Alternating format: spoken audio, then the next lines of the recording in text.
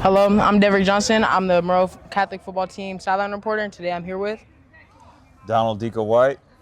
All right, Coach. I have a few questions for you today. First off, why you become a coach? Why? Oh man, coaches played a huge role in my development as a young man, or I should say, a young boy turning into a young man, and I just got that bug after playing. It felt like there were a number of coaches that were in my life. It's like I felt like I was in a position I can go back and do the same thing in my community. What do you do here for this football team? For this football team, I am the receivers coach, and I like to say I'm probably quality control coach on offense. Whatever else needs to be done, help out on defense, special teams, kind of whatever needs to be done. Okay. Please share the Mariner Nation a little bit about yourself and your journey to Monroe and how you became a coach here. Became a coach here. So prior to Monroe, I was defensive coordinator, special teams coordinator at Contra Costa College. Did that for 3 years. Prior to Contra Costa, I was at Laney College for I think 13, 14 years there. My journey to Monroe, I had extensive experience at the junior college level. At that time, same time that was going on, I have 3 boys. My oldest boy is now an incoming freshman here, and I always kind of knew in my mind by the time he got into high school, I was going to transition to go to wherever he was at to kind of help him grow. Type deal. As one of the offensive minds of the coaching staff, how have you assisted in the effectiveness of the offensive efficiency? Well,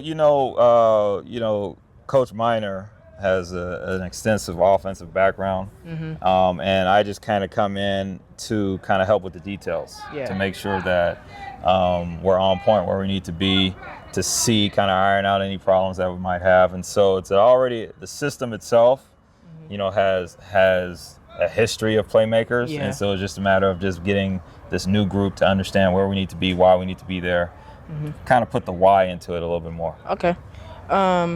Who are some of the offensive players to watch for this week's contest versus St. Mary's? Oh man, well, nothing really gets started without the offensive line. And so, I think it's a young group. I think the sooner that we can gel with that group, then you could see the running backs like Jaden Bryant and Seth Evans really get going. You can see the quarterback. You can see quarterbacks really get going. Jeremiah get the ball to our skill guys like Jaden Arnold and Peyton Collins, those kind of things, right? J-Mo. We have a number of skill guys that will all have a big year once our O-line grows up and really gets going. All right, and your main job, one wide receiver coach. Who are some of the main wide receivers to look out for? Oh man, it's like a list. I'd say you start off at the head of the table. You go with Jalen Arnold. You go with Jamison Ransford. After that, you got Peyton Collins that's in the mix. You got AJ. You got even kind of our twos can kind of come in and really give us a look too. You get Logan, Cy, Mike Lee. We go pretty deep when it comes to the receiver group. How'd they do during the Jamboree this weekend? Jamboree, we spread it out pretty good. I think our 2 leading receiver-wise, I think we had 2 guys with 4 catches. Peyton Collins had 4. Jamison had 4. The leading yardage guy was actually our tight ends. Don't want to forget about our tight ends. We had Miles, who had 2 catches for like 54 yards and a touchdown. Lance had 1 catch for a touchdown. And so I think offensively with the receivers, tight ends, it's Jeremiah's going to have a big year. What's your favorite thing about coming to practice, during offensive days mainly? What's the one thing you always look forward to?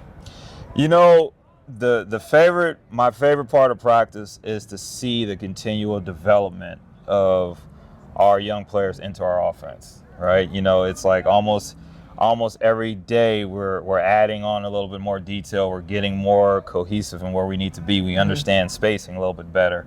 And so I would say that my favorite part of the day is when I can come and see and witness the work that's being put in.